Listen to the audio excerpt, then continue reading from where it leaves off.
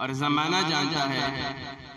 کہ امام علی مقام امام حسین رضی اللہ تعالی عنہ نے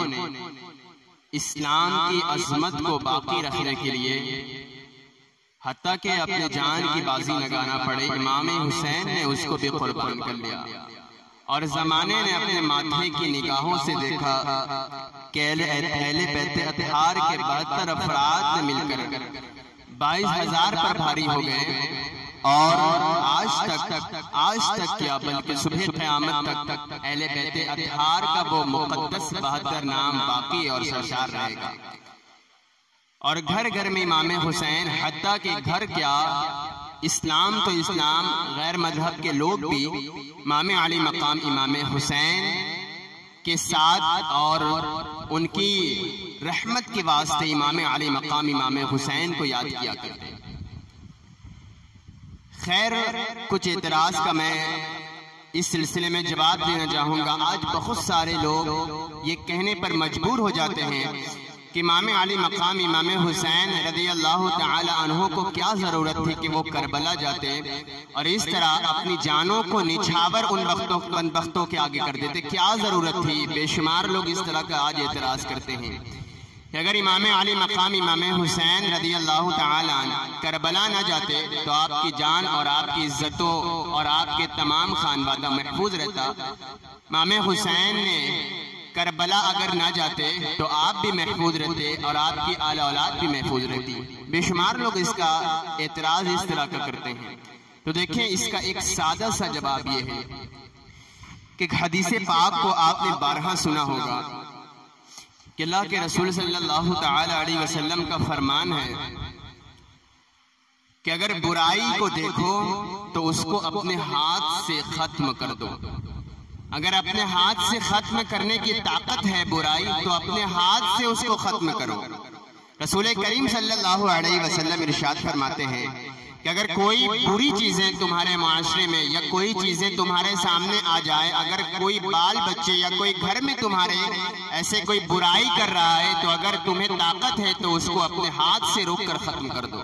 یعنی اس کو اپنے ہاتھ سے بند کر دو۔ اگر تمہیں طاقت ہے تو اپنے ہاتھ سے روکو۔ رسول کریم صلی اللہ علیہ وسلم آگے ارشاد فرماتے ہیں کہ اگر تمہیں اتنی طاقت نہیں کہ اس کو اپنے ہاتھ سے روک سکو اس برائی کو، تو پھر اس کو زبان سے اس کا بائیکاٹ کرو، یعنی زبان سے اس کے بارے میں مخالفت کرو، اس کی برائی کو بیان کرو کہ یہ کام غلط ہے، زبان سے اس کا تذکرہ کرو۔ رسول کریم ارشاد فرماتے ہیں اگر ہاتھ سے روکنے کی اگر طاقت ہے تو ہاتھ سے اس برائی کے روکو، اگر ہاتھ سے نہیں روک سکتے تو پھر زبان سے اس برائی کے روکو، زبان سے کہو، اس کے بارے میں مخالفت کرو، اس کے بارے میں بیان دو، تقریریں کرو، یعنی زبان سے اس کو روکو اور اس کو زبان سے روک دو۔ آگے رسول کریم صلی اللہ علیہ وسلم ارشاد فرماتے ہیں کہ اگر تمہیں ہاتھ سے بھی روکنے کی طاقت نہیں اور زبان سے بھی روکنے کی طاقت نہیں تو پھر کم از کم اس برائی کو اپنے دل میں برا جانو کہ واقعی یہ کام برا ہے۔ رسول کریم ارشاد فرماتے ہیں کہ اگر ہاتھ سے نہیں روک سکتے، زبان سے نہیں روک سکتے تو کم از کم دل میں یہ برا جانو کہ وہ کام برائی کا ہے۔ اور آگے ارشاد فرمایا یہ ایمان کا سب سے کمزور اور کمتر حصہ ہے۔ کون سا؟ کہ برائی کو اپنے دل میں جاننا یہ ایمان کا سب سے کمتر حصہ ہے۔ اب ذرا اندازے سے بتائے، اپنے دل پر ہاتھ رکھے کہ امام حسین کس ذات کا نام ہے؟ کیا ان کا ایمان ہماری اور آپ کی طرح ہے؟ معاذ اللہ، بلکہ وہ ذات کسی اور شخص کی ذات نہیں، بلکہ وہ کائنات کے اس ہستی کا بیٹا ہے جس کو دنیا تاجدار حل عطا، غالب علی کل غالب، اخی رسول، زوج بطول، شہنشاہ ولایت، حیدر کرار کا بیٹا کہا جاتا ہے۔ ارے ان کا ایمان ہماری اور آپ کی طرح کیا ہو سکتا ہے؟ وہ افضل ایمان والے تھے، ان کو اتنی جرت حاصل تھی کہ وہ برائی کو اپنے ہاتھ سے ختم کر سکتے تھے۔ اور زمانے نے اپنے ماتھے کی نگاہوں سے دیکھا کہ امام علی مقام نہ تیر و تلوار تھی، نہ لشکر تھا، نہ فوج تھے، لیکن برائی کو ایسا ختم کیا کہ امام پاک کا نام لینے والے مسلمان تو مسلمان، بد مذہب بھی، ایک غیر مسلم بھی امام حسین کے لبوں پر، امام حسین کا نام اس کے لبوں پر ہے، اور یزید مٹ گیا، اس کا نام بھی مٹ گیا، اور صبح قیامت تک یزید کا کوئی نام لیوا پیدا نہیں ہو سکتا۔ تو امام علی مقام امام حسین ہماری اور آپ کی طرح ایمان والے نہ تھے، بلکہ وہ افضل ایمان والے تھے۔ برائی کو اپنے ہاتھ سے روک کر دکھایا، اور کیسا روکا کہ اگر اپنی جان کی بھی بازی لگانا پڑے تو امام پاک نے اپنی جان کی بھی بازی لگا دی، اپنے آپ کو بھی قربان کر دیا۔ اب بے شمار لوگ، کچھ لوگ اعتراض یہ بھی کرتے ہیں کہ کیا ضرورت تھی جان ہی قربان کرنے کے لیے؟ اگر برائی کو روکنا تھا تو کسی اور طریقے سے بھی برائی روک سکتے تھے۔ اگر واقعی اسلام کو بچانا تھا تو کسی اور طریقے سے بھی اسلام کو بچا سکتے، کربلا ہی نہ جاتے۔ تو آپ اس کا جواب اور بھی سن لیں کہ جب اسلام کو پھیلانا ہوتا ہے، جب اسلام کی تبلیغ کرنا ہوتا ہے تو معجزات دکھائے جاتے ہیں، اور یہ معجزات صرف انبیاء کے ساتھ خاص ہیں۔ یعنی جو نبی ہیں اللہ سبحانہ و تعالیٰ نے ان کو معجزات عطا فرمائے ہیں۔ اور معجزات کسے کہتے ہیں کہ جو انسانی عقل میں بات نہ آ پائے۔ چاند کو 2 ٹکڑے کر دینا، سورج کو پلٹا دینا، کنکر سے کلمہ پڑھوانا، پیڑ کی جڑ کھدوا دینا، طرح طرح کے معجزات رسول کریم صلی اللہ علیہ وسلم کو اللہ سبحانہ و تعالیٰ نے عطا فرمائے۔ تو یہ آپ قاعدہ کلیہ اپنے ذہن میں بیٹھا لیں کہ اگر جب اسلام کو پھیلانا ہوتا ہے، اسلام کی تبلیغ کرنا ہوتا ہے تو معجزات دکھائے جاتے ہیں۔ اور اسی طرح اولیاء امت بھی کرامتیں دکھاتے ہیں۔ معجزات صرف نبیوں کے ساتھ خاص ہے، اور اگر غیر نبی سے اگر کوئی چیزیں ایسی صادر ہو جائے جو انسانی عقل میں نہیں آتی تو پھر اس کو کرامت کہتے ہیں۔ تو پتہ چلا اگر اسلام کو پھیلانا ہوتا ہے، اسلام کی تبلیغ کرنا ہوتا ہے تو معجزات انبیاء دکھاتے ہیں، اور اسی طرح جب اولیاء امت کی باری آتی ہے تو پھر کرامتیں دکھائی جاتی ہیں۔ جیسا کہ آپ نے دیکھا بھی اور آپ نے بارہا سنا کہ رسول کریم صلی اللہ علیہ وسلم نے جب چاند کو 2 ٹکڑے کرایا تھا تو ابو جہل کا دوست حبیب یمنی بھی اسلام کے اندر داخل ہو گیا تھا، اور اس کے ساتھ تمام فوج در فوج اس کے شہر کے لوگ اسلام کے اندر داخل ہو رہے تھے۔ اور اسی طرح غریب نواز یا بے شمار اولیاء امت نے جب اسلام کی تبلیغ فرمائی تو کرامتیں دکھائی تاکہ اسلام کے اندر لوگ داخل ہو جائیں۔ تو یہ قاعدہ کلیہ ہے کہ جب اسلام کو پھیلانا ہوتا ہے تو معجزات دکھائے جاتے ہیں، کرامتیں دکھائی جاتی ہیں، اور جب اسلام کو بچانا ہوتا ہے، اسلام کی حقانیت کو باقی رکھنا ہوتا ہے تو چاہے اپنی جان کی بازی لگانا آ جائے تو اپنی جانوں کے بھی صحابہ نے نچھاور کیا ہے۔ بلال حبشی کا نام آپ نے سنا ہوگا، گرم گرم بالو پر لٹایا جاتا، اے بلال اپنے دین کو چھوڑ دو۔ بلال حبشی کا جواب ہوتا، میری جانیں نکال لو لیکن اس کے اندر سے ایمان نہیں نکال پاؤ گے۔ خباب رضی اللہ تعالیٰ عنہ کا واقعہ آپ نے سنا ہوگا کہ انگارے پر آپ کو لٹایا جاتا، آپ کے گوشت کا حصہ دکھائی دیتا، حتیٰ کہ آپ کو پھانسی بھی دے دی گئی، لیکن بلال حبشی خوشی خوشی مسکراتے ہوئے پھانسی پر جر گئے کہ ارے نام مصطفیٰ کو میرے اندر سے نکال نہیں سکتے۔ اس وقت کے وہاں اسلام کو باقی رکھنا تھا، اور امام پاک نے بھی یہی کردار انجام دیا کہ اگر اسلام کو پھیلانا ہوتا تب کرامتیں دکھائی جاتی، لیکن کربلا کی سرزمین پر وہاں کرامتیں نہیں بلکہ اسلام کو بچانا تھا۔ امام نے اپنی جانوں کے بھی نچھاور کیا اور اپنے خاندان کو بھی قربان کر کے دکھا دیا کہ اگر اسلام کو بچانا ہوتا ہے تو چاہے کسی چیز کی بازی لگانا پڑے وہ اللہ کی راہ میں قربان کر دینا منظور ہے۔ تو یہ امام علی مقام امام حسین رضی اللہ تعالیٰ کرامتی کی اگر بات ہوتی تو کیا امام علی مقام امام حسین رضی اللہ تعالیٰ کیا مجبور تھے معاذ اللہ؟ کیا لاچار تھے؟ کیا امام حسین کی اولاد در اولاد اولاد در اولاد غریب نواز کا واقعہ آپ نے نہیں دیکھا کہ آپ نے کٹورے میں پانی کو بھرا تو اسی کٹورے سے پورے انا ساگر کو بھر دیا؟ ارے وہاں اگر کرامتیں دکھانا منظور ہوتا تو ایک علی اصغر اگر اپنی پیر اپنے زمین پر مارتا تو کیا اللہ سبحانہ و تعالیٰ زمزم ثانی کا انتخاب نہیں فرما دیتا؟ ارے وہاں کرامتیں کی کوئی بات ہی نہ تھی بلکہ اسلام کو بچانا تھا، اور زمانے نے اپنے ماتھے کی نگاہوں سے دیکھا ہے اگر اسلام کو بچانا ہوتا ہے چاہے کسی بھی چیز کی بازی لگانا پڑے، اپنی جان ہی کیوں نہ دے جائے، اسلام کی حقانیت باقی رہے گی اور اس طرح صبح قیامت تک باقی رہ جائے گی۔ تو یہ اعتراض کا جواب آج بارہا بیجا اعتراض اس طرح کے لوگ کرتے ہیں۔ تو خیر میں اس طرح کی طویل بحث میں نہیں پڑھنا چاہتا۔ امام علی مقام امام حسین رضی اللہ تعالیٰ اپنے 72 جانثار ساتھیوں کے ساتھ کربلا کی سرزمین پر تشریف لائے، اور امام علی مقام امام حسین رضی اللہ تعالی عنہ ایسے ہی نہیں گئے، بلکہ امام علی مقام امام حسین نے یزید کا کھلم کھلا بائیکاٹ کیا۔ اور آپ جانتے ہیں کہ حضرت امیر معاویہ رضی اللہ تعالی عنہ کے بعد یزید چاہتا تھا کہ تخت خلافت پر میں بیٹھوں، اور زمانہ جانتا ہے کہ یزید ایک شرابی انسان تھا، ایک زانی انسان تھا، اور تو اور وہ اس خلافت کا بالکل بھی کہیں سے مستحق نہ تھا۔ امام علی مقام امام حسین رضی اللہ تعالی عنہ نے جب یہ دیکھا کہ یہ خلافت کا مستحق اپنے آپ کو بنانا چاہتا ہے، امام پاک نے اس کی خلافت کو منظور نہ کیا۔ زمانہ جانتا ہے کہ امام پاک نے کھلم کھلا مدینے میں رہ کر بائیکاٹ کیا، اور یہ یزید شام کی طرف رہتا تھا، یعنی کربلا اور کوفہ سائڈ جتنے علاقے تھے یزید وہاں رہتا تھا، اور سب کچھ جو بیعت اپنی حاصل کروایا تھا، اس نے جو سب کو مرید بنایا تھا اپنے منصب کی بدولت نہیں بلکہ تروال کی بدولت، کیونکہ اس کے پاس مال و دولت تھا، طاقت اس کے پاس تھی، فوج اس کے پاس تھی، کوئی دل سے اس کی بیعت نہیں کرتا تھا، بلکہ تیر و تلوار کے جبر سے ظلم زیادتی کی وجہ سے لوگ اس کے اوپر بیعت حاصل کرتے تھے۔ چونکہ جہاں یزید رہتا تھا کوفے کی سرزمین پر، وہاں کے لوگوں کو جب پتا چلا کہ امام حسین رضی اللہ تعالی عنہ مدینے میں یزید کے ہاتھ پر بیعت نہیں کرتے، تو کوفے کے کچھ لوگوں نے امام حسین کو خط لکھا کہ امام حسین آپ کوفے کی سرزمین پر تشریف لائیں، ہم بھی آپ کے ہاتھ پر بیعت کریں گے۔ چونکہ ہم یزید ایسا بدبخت انسان ہیں، ہم اس کے ہاتھ پر بیعت نہیں کر سکتے، لہٰذا آپ کوفہ تشریف لائیں تو ہم آپ کے ہاتھ پر بیعت کریں گے، کیونکہ آپ ابن رسول ہیں، نواسۂ رسول ہیں، ہم آپ کے ہاتھ پر بیعت کریں گے، اور خلافت کے زیادہ مستحق آپ ہیں۔ ایک دو خط، حتیٰ کہ کئی ہزار خط جب امام حسین رضی اللہ تعالی عنہ کے پاس پہنچے تو امام پاک نے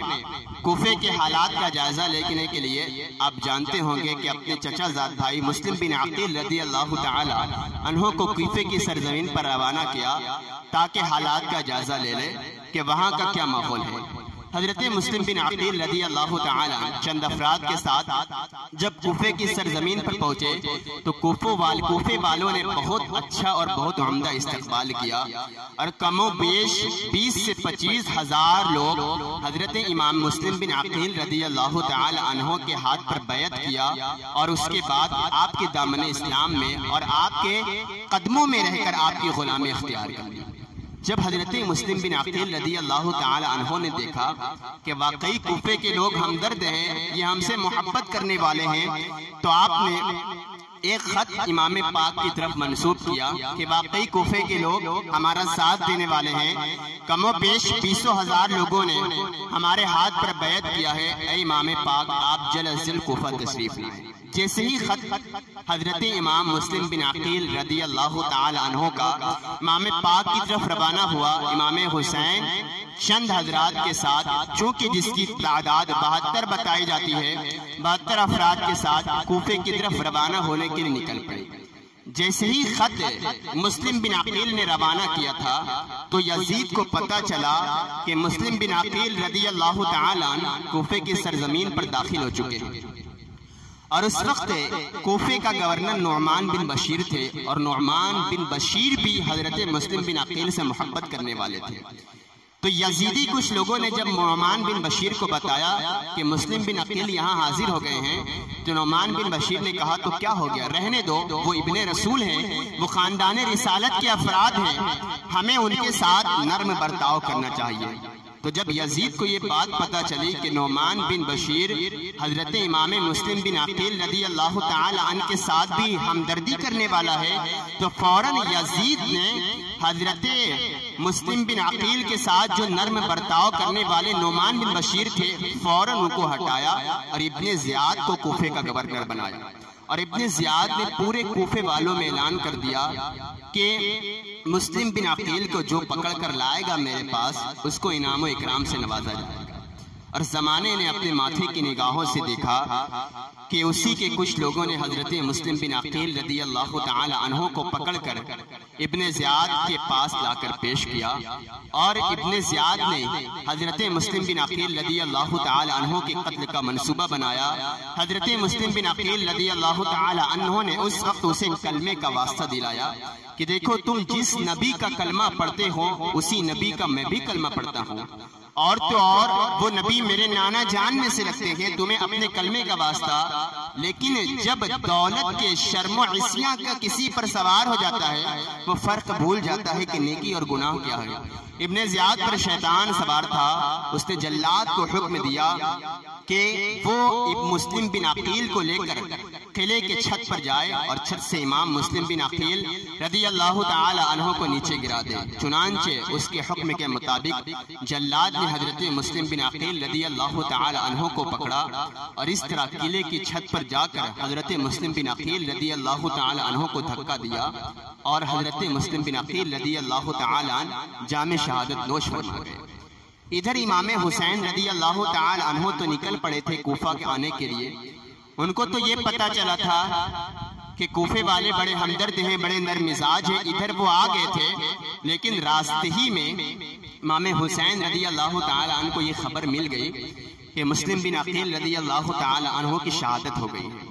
کچھ لوگوں نے کہا اے امام پاک آپ واپس چلیں، آپ واپس چلیں، ہم کربلا اور کوفہ داخل نہیں ہوں گے۔ لیکن کچھ حضرات نے یہ طے کیا کہ نہیں، اب ہم نکلے ہیں تو ہم واپس نہیں جائیں گے۔ کچھ لوگوں نے یہ بھی کہا اے امام حسین، کوفہ والوں کا دل تو آپ کے ساتھ ہے لیکن ان کی تلواریں یزید کے ساتھ ہیں، آپ کوفہ تشریف نہ لے جائیں۔ امام حسین نے کہا نہیں، اب ہم نکلے ہیں تو ضرور کوفے کی طرف روانہ ہوں گے۔ امام علی مقام امام حسین رضی اللہ تعالیٰ نے اس طرح روانہ ہوتے گئے، راستے میں حر بن یزید سے ملاقات ہوتی ہے، اس کے ساتھ 1000 فوجی لشکر تھا۔ بڑے واقعات تفصیلی ہیں، خیر میں چند جملے آپ کے سامنے پیش کرتا ہوں، میں بہت تفصیلات میں ہی جاتا۔ جب حر بن یزید سے ملاقات ہوئی امام پاک کی تو حر بن یزید عرض کرتا ہے کہ امام حسین واقعی میں یزید کا بیٹا ہوں، لیکن میں آپ سے محبت کرتا ہوں، آپ میرے حال پر رحم فرمائیں، آپ کوفہ تشریف نہ لے جائیں، اور ورنہ یزید آپ کے ساتھ بہت زیادہ بدسلوکی کرنے والا ہے۔ آپ کو اپنے کلمے کا واسطہ حر بن یزید نے بہت زیادہ عریضہ پیش کیا تو مجبوراً امام پاک کو امام حسین کو کوفے سے قریب کربلا کی سرزمین پر پڑاؤ ڈالنا پڑا، اور امام علی مقام امام حسین رضی اللہ تعالیٰ عنہ اپنے 72 جانثار ساتھیوں کے ساتھ کربلا کی سرزمین پر پڑاؤ ڈالتے ہیں۔ روایتوں میں اختلاف ہے کہ وہ دن شاید 7 محرم کا دن تھا یا 8 محرم کا دن تھا۔ خیر امام علی مقام امام حسین رضی اللہ تعالیٰ عنہ اپنی شہادت سے 3 دن قبل کربلا کی سرزمین پر تشریف فرماتے ہیں۔ یزید اور زیادہ لشکر کو آپ کے ساتھ جنگ کرنے کے لیے روانہ ہوتا ہے، حتیٰ کہ 1-2 دن گزرا، پانی پر بھی پابندی لگا دی گئی ہے۔ جب 9ویں محرم الحرام کا دن آتا ہے اور اس کی رات آئی، امام علی مقام امام حسین رضی اللہ تعالیٰ عنہ اپنے 72 جانثار ساتھی ہیں اور ارد گرد دشمنوں کے گھوڑے دوڑ رہے ہیں۔ 2 دن 3 دن کی پیاس کی شدت سے حلق سوکھ چکی ہے۔ امام علی مقام امام حسین رضی اللہ تعالی عنہ کے خیمے میں کچھ آگ کی بوا، جس کو پھوپھی بھی کچھ رہتی تھی، ان کو بہت زیادہ گھبراہٹ ہو رہی تھی اندر سے کہ یہ ہمارے ساتھ کیا سلوک ہونے والا ہے، اور اسی طرح گھبراہٹ میں امام علی مقام امام حسین کی پھوپھی اسی خیمے کے اندر بے ہوش ہو جاتی ہے۔ یہ 9ویں محرم الحرام کی رات کی بات تھی۔ جیسے ہی امام حسین کو پتہ چلا کہ پھوپھی جان اندر بے ہوش ہو گئی ہیں اور سب کو الگ الگ گھبراہٹ ہے، تو سارے لوگوں کو امام حسین نے جمع کیا۔ جو 72 افراد تھے سارے لوگوں کو اپنے سامنے جمع کیا اور قرآن کا ایک درس دیا، اللہ کی حمد بیان کی، رسول کی رسالت کی گواہی دی، ارشاد فرمایا کہ میرے جانثار ساتھیوں، ایک دن سب کو مرنا ہے۔ یہ خطبہ امام حسین کا میں آپ کے سامنے ذکر کر رہا ہوں، اور یہ خطبہ 10ویں محرم الحرام کا اگلے دن صبح شہادت ہونے والی ہے، اس سے قبل 9ویں محرم الحرام کی رات کی بات ہے۔ امام پاک خطبہ دے رہے ہیں کہ اے میرے جانثار ساتھیوں، ایک دن سب کو مرنا ہے، چاہے وہ زمین والے ہو چاہے آسمان والے ہو، سب کو موت آنی ہے۔ تو جس کو جب چاہے موت آئے گی، اس سے قبل ہم اپنی موت سے آنے سے قبل ہم کچھ عمل ذخیرہ اپنا لیں، کچھ ہم اللہ کو راضی کر کے جائیں، اپنے رسول کو راضی کر کے ہم اس دنیا سے رخصت ہو جائیں۔ یہ خطبہ امام حسین رضی اللہ تعالی عنہ نے اپنے جانثار ساتھیوں کے سامنے پیش کیا، تو اسی کے بعد زمانے نے اپنے ماتھے کی نگاہوں سے دیکھا کہ امام حسین کے اس خطبے کا اتنا اثر ہوا کہ کوئی رات بھر نمازی اس دن پڑھتا رہا، کوئی سجدے کی حالت میں روتا رہا، کوئی صرف دعائیں کرتا رہا، کوئی اللہ کا ذکر کرتا رہا۔ آپ ذرا اندازہ کریں کہ یہ کس دن کی بات ہے؟ یہ 9 محرم الحرام کی رات ہے۔ امام علی مقام امام حسین رضی اللہ تعالی عنہ اور آپ کے 72 جانثار ساتھی، سارے لوگوں کو آنکھ کے آگے منظر دکھائی دیتا ہے کہ 3 دن کی پیاس کی شدت سے حلق سوکھ چکی ہے، اور اگلے دن واقعی ہمیں جام شہادت نوش کرنا ہے۔ آج کی رات ہمیں اپنے رب کو راضی کر کے اٹھنا ہے، اور کوئی سجدے میں رو رہا ہے، کوئی زار و قطار اشکوں کی برسات کر رہا ہے، کوئی صرف نماز ہی پڑھ رہا ہے، کوئی ذکر الہی میں مشغول ہے، کوئی صرف توبہ استغفار کر رہا ہے۔ آپ ذرا اندازہ کریں کہ آج ہم اسی 9 محرم الحرام کی رات میں کیا کرتے ہیں؟ کیا یہی حسینیت ہے کہ ہم رات بھر ادھر ادھر موج مستی میں گھومتے رہے، رات بھر ہم ادھر ادھر ناچتے گاتے رہے، اور جن کے نبوں پر نجس زبان سے امام حسین کا پاک نام بھی صحیح سے نہ لیا جاتا، کہ وہ لوگ کیا کر رہے ہیں؟ آج ہم یقیناً ہم حسینی تو اپنے آپ کو کہتے ہیں، لیکن مجھے بتاؤ کیا ایک ذرہ بھی حسینیت والا کام ہم اپناتے ہیں؟ آج ہم کیا کرتے ہیں 9 محرم الحرام کی رات بھر ادھر ادھر ہم گھومتے رہے۔ فجر کی نماز کتنے لوگ پڑھتے ہیں؟ واقعی اگر اس میں کچھ جواز کام بھی ہوتے رہے، جائز کام بھی اس رات ہوتے رہے، لیکن فرائض کو چھوڑ کر جائز کام کس حد تک قبول ہے؟ آپ ذرا اندازہ کریں کہ وہ لوگ جو حسین کا نام لے کر لوگوں کو بدنام کیے جا رہے ہیں، مطلبی اسلام کی حقانیت کو بدنام کیے جا رہے ہیں، کیا یہی حسینیت ہے؟ رات بھر بدنگاہی ہم کرتے رہے، رات بھر عیاشی ہم کرتے رہے، حتیٰ کہ اس کے قریبی لوگوں نے مجھے یہاں تک بتایا کہ حضرت کافی لوگ اس میں نشے میں رہتے ہیں، شراب کے عادی ہو کر نشے میں وہ دوڑتے ہیں۔ انگارے پر کودنا، اس طرح کی جاہلیت، اس کا تعلق اسلام سے کب رہا ہے؟ اسلام تو کہتا ہے کہ اپنی جان کو ذرہ برابر بھی تکلیف نہ پہنچاؤ۔ آج امام حسین، اس کو ہم حسینیت قرار دیتے ہیں، اور یہی سنیت ہم معاذ اللہ سمجھتے ہیں کہ جتنی خرافات مذہبی اسلام میں سنیت میں شامل ہو گئی ہے، نماز روزہ سے ہمیں مطلب نہیں، جو زیادہ نمازی پڑھتا ہے ارے یار وہ دیوبندی ہوگا۔ جتنی خرافات مذہبی اسلام میں سنیت میں شامل ہو گئی ہے، معاذ اللہ وہ کسی میں شامل نہیں ہے۔ مزارات پر حاضری، نمازوں سے کوئی مطلب نہیں، یہ سنی ہے۔ آگ انگارے میں دھلا میں نعرے بازی کرتا ہے، یہ سنی ہے، اس کو نمازیں سے کوئی مطلب نہیں۔ رات بھر جلسہ میں قوالی سنتا رہا، ارے یہ سنی ہے، اس کو نمازوں سے کوئی مطلب نہیں۔ رات بھر ادھر ادھر عیاشی کرتا رہا، گالی گلوچ کرتا رہا، اپنے بھائی کا حق مارتا رہا، رات بھر غیر محرم عورتوں سے باتیں ہم کرتے رہے، ارے یہ سنی ہے، اس کو نمازوں سے کوئی مطلب نہیں۔ امام پاک نے کیا تذکرہ فرمایا؟ ارے اپنی جانیں کٹا دینا، حتیٰ کہ وہ نماز کی حالت ہو، لیکن باطل سے آگے کبھی نہ سودا کرنا۔ کیا اسی روحانیت ہمارے اندر آج کہاں چلی گئی؟ واقعی یہ ضمیر آج ہمارا اس قدر مردہ ہو گیا ہے کہ نام ہم امام حسین کا لیتے ہیں، ہمیں امام حسین کا صحیح سے نام لینا تک نہ آیا۔ یا حسین ہم کہتے رہے، لیکن صحیح سے ہمارے امام حسین کا پاک نام ہماری زبانوں پر آج نہیں آیا۔ واقعی وہ رات ایسی بابرکت رات تھی،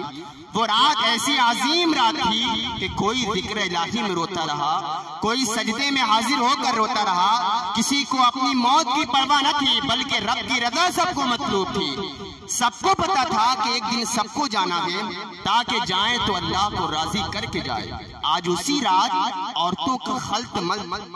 بدنگاہی آپ تو بے شمار طریقے سے جانتے ہوں گے، اور آپ زیادہ بہتر طریقے سے جانتے ہوں گے۔ بس اللہ سبحانہ و تعالیٰ سے دعا ہے کہ مولا جس کو دور رکھے وہی ایمان ثابت قدم رکھے، اور اللہ سبحانہ و تعالیٰ ہمیں کہنے اور سننے سے زیادہ عمل کی توفیق عطا فرمائے۔ انشاءاللہ اگلی